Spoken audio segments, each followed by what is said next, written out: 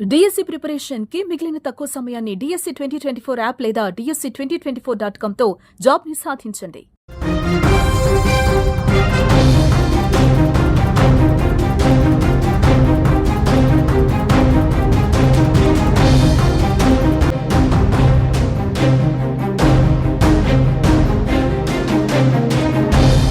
India వదిలేసిన బలూచిస్తాన్ మాత్రం పాకిస్తాన్ కు చావు దెబ్బ కొడుతోంది. పాక్ ఆర్మీకి చుక్కలు చూపిస్తోంది. ఎవరైనా ఆర్మీ ఉద్యోగులు వస్తున్నట్లుగా కనిపిస్తే కాల్చి పడేస్తున్నారు. వందల సంఖ్యలో సైనికులను హతమారుస్తూ దూకుడును కొనసాగిస్తోంది. భారత్ పాక్ ఉద్రిక్తత పరిస్థితులను తనకు అనుకూలంగా మలుచుకున్న బలూచిస్తాన్ ఒక్కసారిగా స్పీడ్ పెంచింది. ఈ క్రమంలోనే 14 మంది పాక్ సైనికులను హతమార్చినట్టు బుధవారం ప్రకటన విడుదల చేసింది.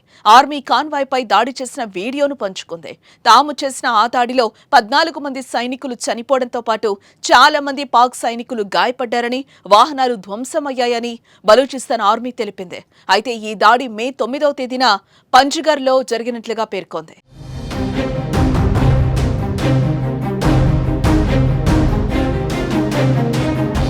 బలూచిస్తాన్ ఆర్మీ తమను స్వతంత్ర దేశంగా కూడా ప్రకటించుకుంది. ప్రభుత్వ ఏర్పాట్లకు సన్నాహాలు చేసుకుంటోంది. క్వెటాలో కొత్త పార్లమెంటు ఫోటోలు, జాతీయ చిహ్నం, జాతీయ గీతాన్ని సోషల్ మీడియాలో పంచుకుంది.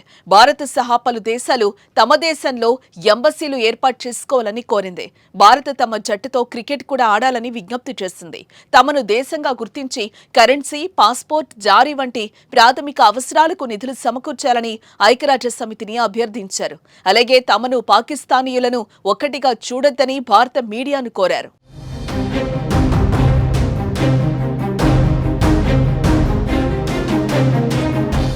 ఎన్నో ఏళ్లుగా తమకు ప్రత్యేక దేశం కావాలని, విభజించమని పాకిస్తాన్ పైన పోరాడుతూ వస్తోంది.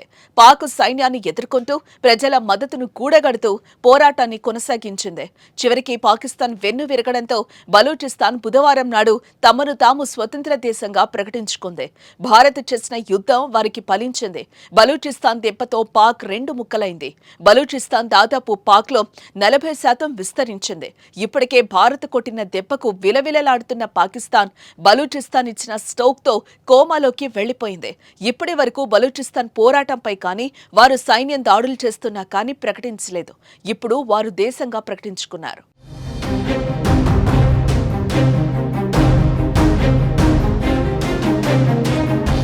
పాకిస్తాన్కు బలూచిస్తాన్ దెబ్బ కోలుకోలేంది. బలూచిస్తాన్ ఎఫెక్ట్తో మరోవైపు నుంచి సింధు రాష్ట్ర ప్రజలు కూడా తమ పోరాటాన్ని ఉధృతం చేసే అవకాశాలు కనిపిస్తున్నాయి.